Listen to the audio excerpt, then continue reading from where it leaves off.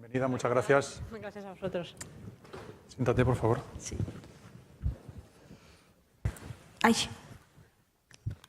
Bueno, estamos haciendo una serie de preguntas a cada una de vosotras, porque sois 4 mujeres las que... Sí, hoy somos Curioso, 4 mujeres, sí. curioso. Sí. Solo soy yo el hombre, en este caso. Hay una discriminación positiva hacia mi lado. Estamos haciendo, te digo, una serie de preguntas comunes, una que es genérica y curiosa, que esta plataforma nació en el año 2012 y preguntamos a todas vosotras qué estabais haciendo en el año 2012. Bien, pues yo en el 2012, más o menos yo creo que lo tengo claro, porque como siempre he hecho lo mismo, tengo esa facilidad. Estaba en la Universidad del País Vasco, soy profesora de Derecho Constitucional y estaba trabajando sobre los derechos sociales desde la universidad. O sea que en ese sentido ahí estaba, trabajando también sobre estas cuestiones, pero desde la academia. Bueno, y este guiño que hacemos también esta primera pregunta, siempre preguntamos si considera que la plataforma del tercer sector, que tiene 7 años, se encuentra en la infancia, la adolescencia o la madurez. No sé si los 7 años son de los gatos, que sabes que son mucho más, o de los perros. ¿Dónde nos situarías a la plataforma del tercer sector? Bueno, yo creo que 7 años, no voy a comparar con Podemos, porque 5 años en Podemos es mucho, y yo creo que 7 años en la plataforma también, ¿no? Habéis hecho un recorrido interesante. Primero, solo poner en relación, ¿no?, una cantidad inmensa de organizaciones con ideologías, con saberes y con maneras de hacer distintas, pero con objetivos comunes, me parece ya un primer avance, ya en el 2012. Luego también yo creo que habéis desarrollado una labor, ¿no?, de interlocución con el Gobierno, de planteamiento de planes, ¿no?, contra la pobreza o de relación con otra serie de organismos, que es muy interesante. Por lo tanto, yo diría que habéis crecido rápidamente y que ya estáis, no sé si en la madurez, porque la madurez, eso de la madurez a mí me cuesta, es decir, maduramos cada día a día, entonces, bueno, nunca se llega, pero bueno, yo creo que es que sois adultos, sí. En vuestro programa electoral, ¿cómo vais a considerar el tercer sector? ¿Qué propuestas concretas vais a hacer para este sector que tienes aquí delante? Sí, sí. Empezaría diciendo quizás que nosotros trabajamos de manera continuada con el tercer sector. Casi diría que casi todas, no me atrevo a decir todas, pero casi todas las iniciativas legislativas, ¿no?, que hemos presentado durante esta legislatura en las Cortes y que algunas todavía están por presentarse, vienen de la mano de la sociedad civil organizada, ¿no? Por lo tanto, tenemos una relación, yo creo, fluida, pero porque está en nuestro propio ADN, ¿no?, esa relación, e intentar llevar a las instituciones aquello que las organizaciones del tercer sector han trabajado durante mucho tiempo y a veces tienen mucho más expertise que cualquiera de nosotras que en un momento determinado ocupa, ¿no?, un escaño en el Congreso o en el Senado. En ese sentido, yo creo que se trata de fomentar y de apoyar al tercer sector, es decir, yo creo que es fundamental tener un tercer sector fuerte. También creo que las medidas que se adopten tienen que garantizar una cierta autonomía y una cierta independencia del tercer sector, es decir, somos agentes distintos y, por lo tanto, cada una tiene su espacio, es decir, es responsabilidad de la Administración pública, del Estado, no siempre del Estado, también de la Administración autonómica, en algunos casos, incluso de la municipal, garantizar los derechos sociales. Por lo tanto, la responsabilidad es de la Administración pública, pero en ese empeño de implementar políticas que hagan efectivo ese derecho social, yo creo que un aliado fundamental es el tercer sector, porque además yo creo que se ha visto que el Estado social o el Estado del bienestar, pues con los dos principios sobre los que se sustentaba, que es por un lado el Estado y por otro lado el mercado, pues no ha dado un resultado óptimo, por muchas razones que me gustaría explicar, pero seguramente no tendré tiempo a explicar. Por lo tanto, yo confío mucho en la otra pata, por decirlo de alguna manera, que es la comunidad, que tiene que ver con, ¿no?, el principio comunitario, si queréis, que tiene que ver con ese tercer sector. Por lo tanto, hay que tener una interlocución fluida, hay que apoyarlos, hay que visibilizarlos y, por lo tanto, también, claro está, habrá que hablar de recursos económicos. Por lo tanto, tiene que haber una financiación estable para que nos ayuden a... Yo diría, fíjate, tampoco me va a dar tiempo a explicarlo seguramente, pero a construir un nuevo estado del bienestar. El estado del bienestar nuestro... Esa es la siguiente pregunta. Vale. No. No, es que aprovecho... Como soy académica, No, haces muy bien, pero esa es la siguiente pregunta sí. que te quería hacer. Perdón, te estoy llamando de tú, perdona, lo estoy haciendo con todos. Perfecto. A lo mejor son un incorrecto, pero bueno, No, parece más directa la conversación. ¿Crees que los derechos sociales que representa el tercer sector deberían tener un escalón, un mayor reconocimiento por parte del Estado para luego exigirlo al propio Estado su cumplimiento? Bien, y aquí estoy como pez en mi agua, porque llevo toda la vida trabajando desde el Constitucional sobre los derechos sociales. En principio, está claro que nuestra Constitución del 78 tiene muchos aciertos, pero también por diferentes razones, ¿no? Como sabéis, nació muy tarde, cuando ya el Estado social, ¿no? Era un Estado social que empezaba a debilitarse en el resto de los Estados europeos y, por lo tanto, ahí se ve también, deja su huella ese momento en el propio texto constitucional, y eso se refleja en que los llamados derechos sociales, como sabéis, son principios rectores y no se entienden como derechos fundamentales. Por lo tanto, yo creo que hay una labor fundamental que tiene que ver con reformar la Constitución, cosa que ya sé que es muy complicada, pero yo creo que hay que pelear por hacer entender que algunas necesidades básicas, llamadas derechos, son derechos fundamentales. Si hablamos de vivienda, si hablamos de salud, si hablamos de servicios sociales, deben estar garantizados. Su contenido, si hablamos de pensiones incluso, su contenido debe estar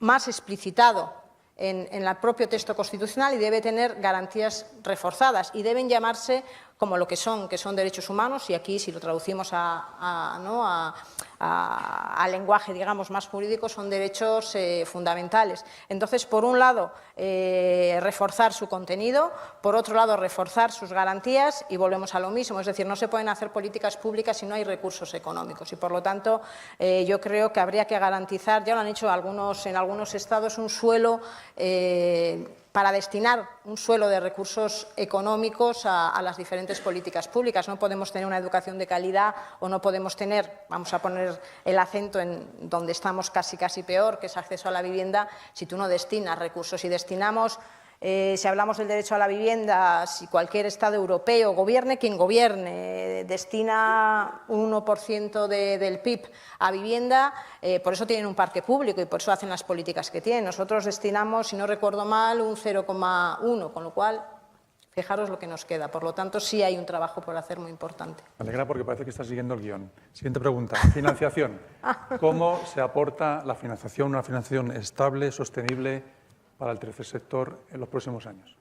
Bien, yo decía que al final el tercer sector, yo creo que, o por lo menos uno de sus objetivos principales es eso, implementar, ¿no?, las políticas sociales para que sean efectivos esos derechos. Por lo tanto, ese suelo del que hablamos, el hecho de que constitucionalmente, no en una ley que se cambie según el gobierno de turno, sino algo que hay que consensuar con toda la sociedad, y es que tiene que haber un mínimo, ya no hablo de máximos, tiene que haber un mínimo destinado a financiar esas políticas públicas. Ahí también está el tercer sector, es decir, el tercer sector tiene que tener suficientes recursos para poder desarrollar su labor adecuadamente. Por lo tanto, es un trabajo que hay que hacer y que conecta directamente, igual salto, pero con los ingresos. Es decir, nosotros podemos establecer suelos para destinar determinados recursos a determinadas políticas sociales para implementar los derechos sociales, pero necesitamos recursos. Es lo de, ¿y de dónde sacas el dinero? Pues bien, yo creo que hay que hacer una reforma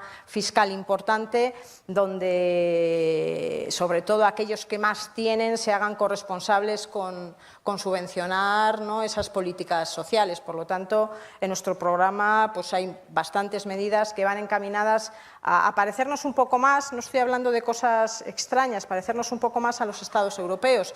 Por lo tanto, yo creo que luchar contra la corrupción, pero también contra el fraude fiscal, hacer que las entidades financieras, que los bancos, que las multinacionales aporten en la medida de sus posibilidades, es fundamental para luego después, con esos recursos que nos llegan, hacer una buena redistribución entre el Estado, entre las diferentes entidades públicas y entre el tercer sector. Si no hay recursos, difícilmente vamos a poder gestionar políticas sociales buenas.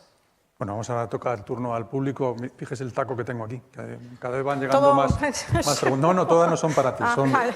Luego iremos haciéndola al resto de personas. Luego os enviaremos las preguntas. Se hará un resumen y os la enviaremos. Muy bien, sí. Acá llega una pregunta curiosísima que dice: ¿considera que la Iglesia tiene que estar dentro del tercer sector? Eso es lo que he pensado yo con la pregunta, por eso se la hago. A mí me habéis dejado la más difícil. Bien, voy a dar mi opinión. Acaba de llegar, ¿eh? No, es broma. Además, aquí estamos para contestar a cualquier cosa, mejor o peor, luego ellos valorarán, pero hay que contestar. Yo creo que la Iglesia no es tercer sector. Yo creo que hay entidades, ONGs, ligadas de alguna manera tradicionalmente a la Iglesia, que sí desarrollan una función muy importante, pero la Iglesia en sí yo creo que no es tercer sector. Es decir, la Iglesia es una entidad religiosa que tiene mucha tradición y tiene un apego y desarrolla una labor que para los creyentes es, ¿no?, fundamental, pero igual que defiendo que la escuela es una escuela pública y es una escuela laica, también entiendo que el tercer sector tendría que tener el mismo, ¿no?, los mismos, digamos, las mismas características o los mismos calificativos. Por lo tanto, yo creo que en ese sentido, si tengo que decir, digo que el tercer sector es otra cosa. Bueno, hay una entidad que se llama Cáritas, que está en todo el tercer sector. Por eso diferenciaba Cáritas porque no sabía, y de hecho, bueno, yo he colaborado mucho y sé que hacen una gran labor, pero no es lo mismo. ¿Cómo afrontan ustedes, su partido en concreto, la atención a personas refugiadas y al cumplimiento de los compromisos de España con la Unión Europea? Bien, todo el tema que tiene que ver con las migraciones, pues bueno, es un tema, yo creo que desde Podemos, ¿no?, nos ha llevado a ponerlo en el centro de la agenda, en la agenda social en muchas situaciones. En ese sentido, creemos que si queremos un Estado donde se defiendan, ¿no?, y donde se garanticen los derechos humanos, como todos y todas sabemos, el tercer sector mejor que nadie, son de todos y de todas las personas, con lo cual hay que hacer políticas migratorias que desde luego no sean dañinas y no sean peligrosas para la gente que viene huyendo de situaciones terribles. Por lo tanto, hay que terminar con ciertas actuaciones. Si hablo de los CIES, si hablo de las vallas y de los muros, ese no es el camino para hacer un país acogedor. Yo creo que España es un país acogedor, que es un país de migrantes, pero también nos gusta recibir a la gente y, por lo tanto, son fundamentales, además, para que creamos una sociedad diversa, una sociedad inclusiva y, por lo tanto, yo creo que hay que desarrollar todas aquellas medidas que tengan que ver y estén alineadas sí o sí con la defensa de los derechos humanos y acabar con todas aquellas, como digo, que son peligrosas o son dañinas o tratan de poner muros, ¿no? El otro día me comentaban sobre la salud, ¿no? Hablaban de salud universal, ¿no? Es que ya pues no es universal. Si hablamos de los reagrupados, ¿no?, de personas que tienen residencia y tienen a sus familiares aquí, veíamos, a mí me explicaban, se me ponían los pelos de punta de determinadas personas familiares que tenían enfermedades muy graves, ¿no?, y que no les daban la tarjeta. Bien, esas son cuestiones que se pueden solucionar, porque encima no son complicadas, otras son más complicadas. Por lo tanto, ninguna medida que ponga en peligro ni la vida ni la integridad de ninguna persona. ¿Cuál es su propuesta concreta en relación con la ley del cambio climático y para que exista una transición justa? No muy larga, la respuesta. No. Sé que esto da para una tesis.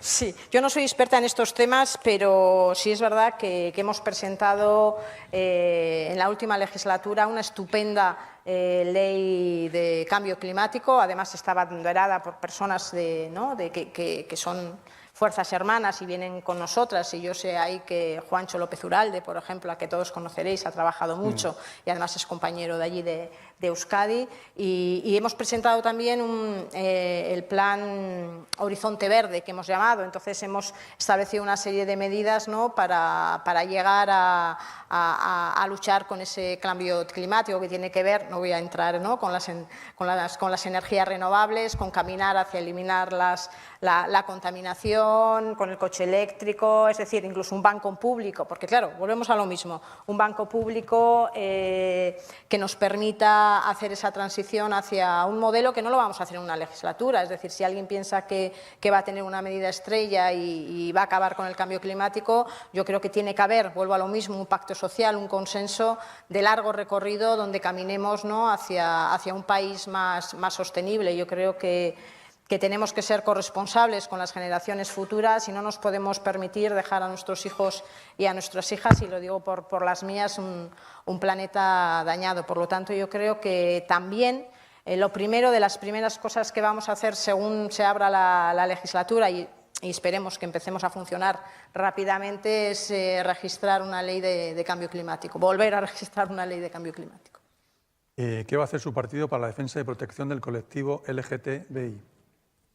Bien, también es otro de los temas sobre los que hemos trabajado mucho. En nuestro programa hay medidas específicas que tienen que ver con protocolos que acaben con la discriminación, con el acoso hacia las personas LGTBI, y por lo tanto siempre hemos hecho un trabajo legislativo, yo creo que muy interesante, junto con las asociaciones, que tiene que ver con la defensa de sus derechos, que tiene que ver con la libertad sexual. Decíamos últimamente que igual se desvía un poco, pero yo creo que hay que empezar, yo le doy mucha importancia a la educación y por lo tanto hay que empezar a educar a nuestros hijos y a nuestras hijas, en la familia, por supuesto, pero también en los espacios públicos y en la escuela, en igualdad. Entonces, hablábamos de introducir una asignatura nueva, que es una asignatura de feminismos, simplemente con el objetivo de educar en la igualdad y en la diversidad y en el respeto. Yo creo que hay que empezar desde abajo y que, bueno, desde luego hay que tomar medidas para que esas personas no sufran ningún tipo de... para que simplemente tengan igualdad de oportunidades. Al final, ese es el objetivo. Hablando de educación, le preguntan que nos dé su opinión sobre el derecho a la educación inclusiva y a la vida independiente. Educación inclusiva, vida independiente. Bien, desde luego, el otro día estaba en otro debate de Oxfam y hablaba sobre uno de los temas, era el derecho a la educación. Entonces, creo que hice hincapié y vuelvo a hacer hincapié que es la otra cara de la moneda, educación inclusiva. La otra cara de la moneda es la segregación escolar. Yo creo que hay que luchar contra la segregación escolar, que es algo que está ahí y que sufren los niños y las niñas. La segregación escolar tiene una segregación o tiene unos matices, unas características diversas, no solo una que es muy importante, la segregación económica o socioeconómica, sino también la que tiene que ver con el género o la que tiene que ver con la religión. Es decir, hay segregaciones con las que tenemos que acabar para intentar conformar lo que decía, esa escuela pública y esa escuela inclusiva. Asumiendo que es recomendable que muchos servicios sociales se lleven desde las administraciones, le preguntan, ¿no creen que en muchos casos es mejor la gestión de las ONGs que dan el servicio de una forma más eficiente que no desde una estructura funcionarial a nivel administración? Bien, yo creo que es una tarea pendiente. Nosotros, yo concretamente desde la Secretaría de Políticas Sociales hemos estado trabajando.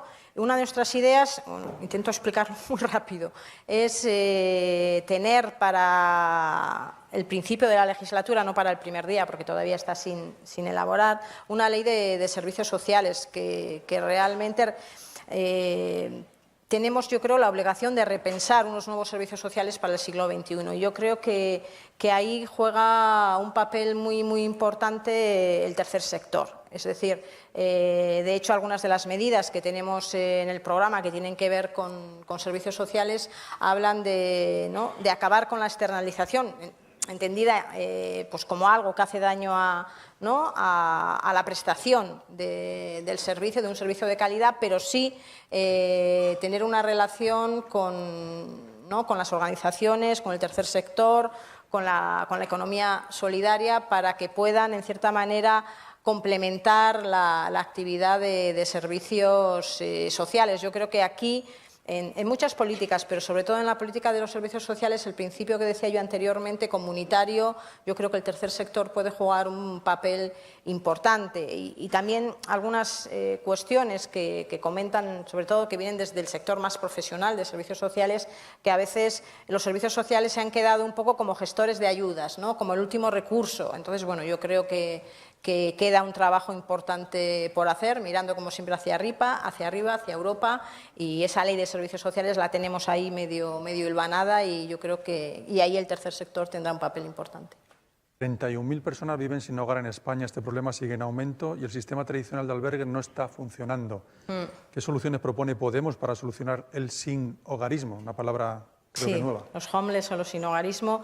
Yo que me he dedicado mucho a trabajar sobre el derecho a la vivienda, es verdad que a veces nos olvidamos justo de las personas sin techo, es decir, el sin hogarismo. Entonces, yo creo que ahí hay que hacer un trabajo importante, que hay que poner primero el tema en la agenda social, porque quizás no afecta a millones de personas, pero sí su situación es de una extrema gravedad y, por lo tanto, hay que empezar a implementar medidas que ya se han visto además que funcionan en otros estados, como lo de empezar por otorgar una vivienda, que parece que es el mejor mecanismo, y eso lo he aprendido también del tercer sector, de esas organizaciones que trabajan, con las que he tenido ocasión de relacionarme, y por lo tanto implementar medidas que empiecen a intentar sacar a esas personas de la situación en la que se encuentran. Para eso parece que lo mejor es darles acceso a un techo y un acompañamiento, por supuesto, pero yo creo que es un trabajo por hacer que en el Estado español quizás no hemos afrontado con la suficiente, no sé si valentía, oportunidad, pero es un reto, es un reto. Por cierto, que la palabra sin hogarismo, dice aquí la Fundeu, que es un neologismo válido para referirse a la condición de la persona sin hogar. O sea que estamos incorporando nuevas palabras y no inglesas, que me parece muy bien. Sí. Otra pregunta. ¿Puede destacar 3 medidas que plantee su partido para garantizar el acceso al mercado laboral y la promoción económica y social de las familias monoparentales, que son casi 2 millones de familias?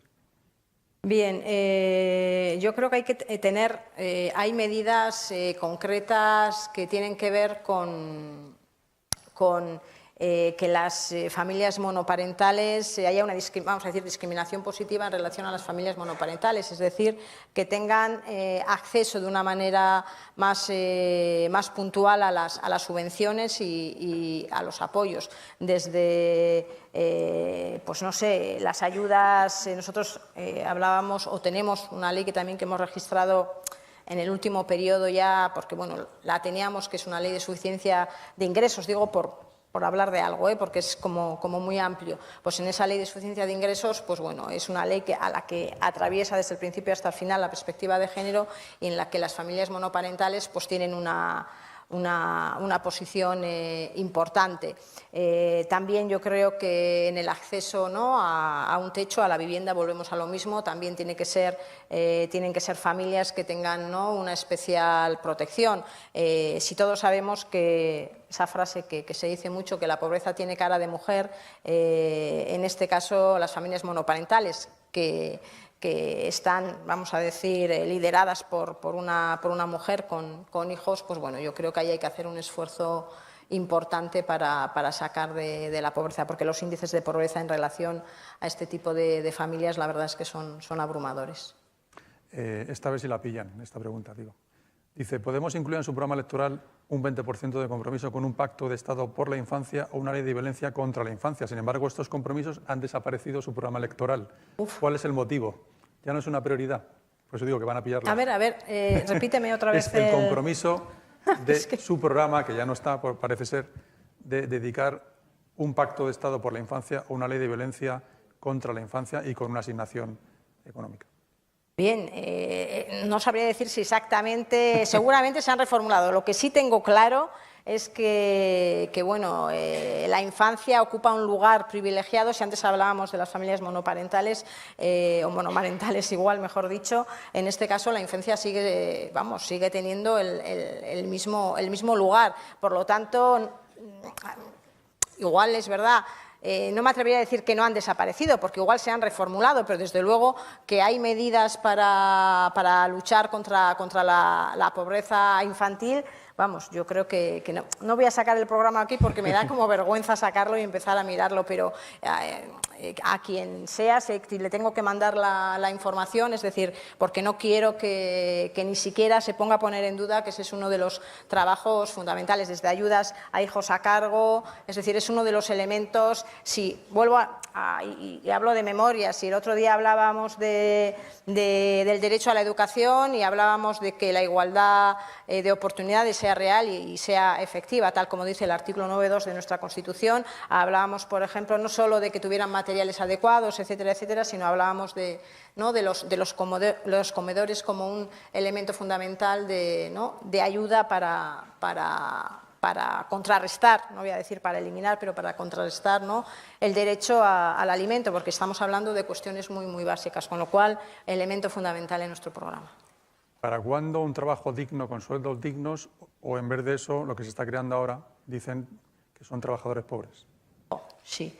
Hace falta... es curioso, ¿no?, porque no os ha dado tiempo a hablar, pero sí es verdad que entre esos nuevos retos hay nuevas formas de pobreza. Antes el que era pobre o el que estaba en riesgo de exclusión era aquel que no trabajaba. Ahora tenemos ese nuevo concepto, que también es un concepto que viene traducido del inglés, que es el trabajador pobre. En este sentido, pues bueno, tenemos un capítulo entero de medidas para luchar contra esto. Ya hemos hecho alguna cosa, le hemos arrancado al Partido Socialista alguna medida, el salario mínimo interprofesional a 900 euros. Esperemos que en la próxima legislatura podamos subirlo y que no sea solo de 900 euros, sino que sea de 1.200 euros, acabar con la temporalidad, desde luego derogar las reformas laborales. Hay una serie de medidas, desde luego, que tienen que acabar con esa, diría, normalización de la precariedad vital, donde una parte, no toda, pero una parte es precariedad laboral. Por lo tanto, medidas